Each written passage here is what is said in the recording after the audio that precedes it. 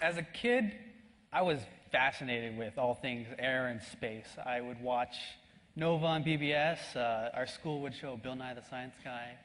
When I was in elementary school, my next-door neighbor, he gave me a book for my birthday. It was an astronomy book, and I pored over that thing for hours on end.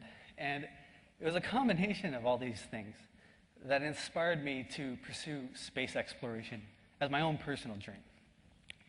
And part of that dream was I always wanted to just fly around the solar system and visit different planets and visit moons and spacecraft. Well, a number of years later, I graduated from UCLA and I found myself at NASA working for the Jet Propulsion Laboratory. And there, our team was challenged to create a 3D visualization of the solar system. And today, I want to show you what we've done so far. Now, the kicker is, everything I'm about to do here, you can do at home, because we built this for the public for you guys to use. So what you're looking at right now is the Earth. You can see the United States and California and San Diego. And you can use the mouse or the keyboard to spin things around. Now, this isn't new. Anyone who's used Google Earth has seen this before. But one thing we like to say in our group is we do the opposite of Google Earth. Google Earth goes from this view down to your backyard. We go from this view out to the stars. So the Earth is cool, but what we really want to show are the spacecraft. So I'm going to bring the interface back up. And now you're looking at a number of satellites orbiting the Earth. These are a number of our science-based Earth orbiters. We haven't included military satellites and weather satellites and communication satellites and reconnaissance satellites. If we did, it would be a complete mess, because there's a lot of stuff out there. And the cool thing is, we actually created 3D models for a number of these spacecraft. So if you want to visit any of these, all you need to do is double-click on them. So I'm going to find the International Space Station, double-click, and it'll take us all the way down to the ISS. And now, you're riding along with the ISS where it is right now. And the other cool thing is, not only can we move the camera around, we can also control time. So I can slide this jog dial here to shuttle time forward, and now we could see what a sunset on the ISS would look like. And they get one every 90 minutes. All right, so what about the rest of it? Well, I can click on this home button over here, and that'll take us up to the inner solar system. And now we're looking at the rest of the solar system. You can see there's Saturn, there's Jupiter. And while we're here, I want to point out something. It's actually pretty busy. Here we have the Mars Science Laboratory on its way to Mars, just launched last weekend. Here we have Juno on its cruise to Jupiter, there. We have Dawn orbiting Vesta. And we have over here New Horizons on a straight shot to Pluto. And I mention this because there's this strange public perception that NASA's dead, that the space shuttle stopped flying and all of a sudden there's no more spacecraft out there.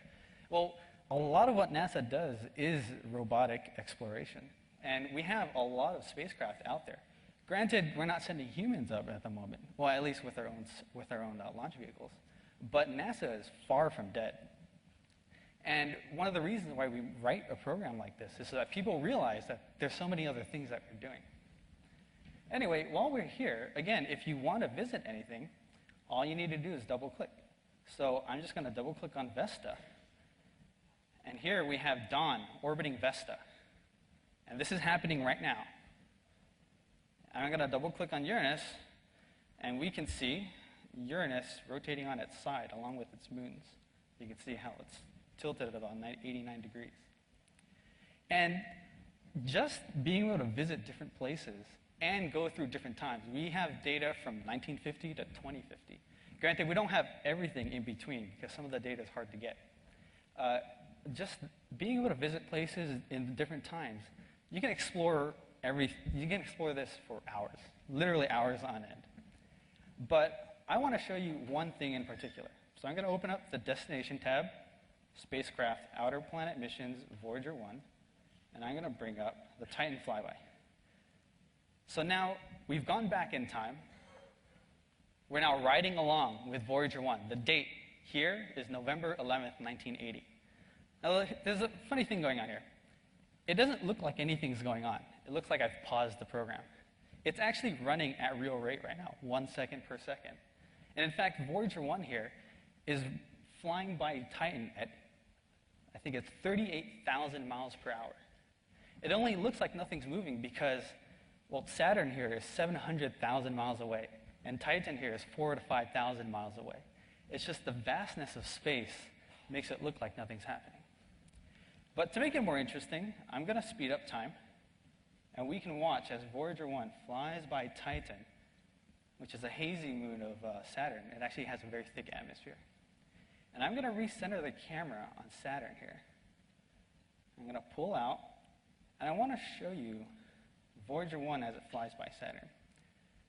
There's a point to be made here. With a 3D visualization like this, we can not only just say Voyager 1 flew by Saturn. There's a whole story to tell here. And even better, because it's an interactive application, you can tell the story for yourself. If you want to pause it, you can pause it. If you want to keep going, if you want to change the camera angle, you can do that. And because of that, I can show you that Voyager 1 doesn't just fly by Saturn. It actually flies underneath Saturn. Now, what happens is, as it flies underneath Saturn, Saturn grabs it gravitationally and flings it up and out of the solar system. So if I just keep letting this go, you can see Voyager 1 fly up like that. And in fact, I'm going to go back to the solar system. I'm going to go back to today, now. And I want to show you where Voyager 1 is. Right there. Above, way above the solar system, way beyond our solar system. And here's the thing. Now you know how it got there. Now you know why. And to me, that's the point of this program. You can manipulate it yourself. You could fly around yourself, and you can learn for yourself. The theme today is the world in your grasp. Well, we're trying to give you the solar system in your grasp. And we hope once it's there, you'll be able to learn for yourself what we've done out there and what we're about to do. And my personal dream is for kids to take this and explore and see the wonders out there and be inspired as I was as a kid to pursue STEM education and to pursue a dream in space exploration. Thank you.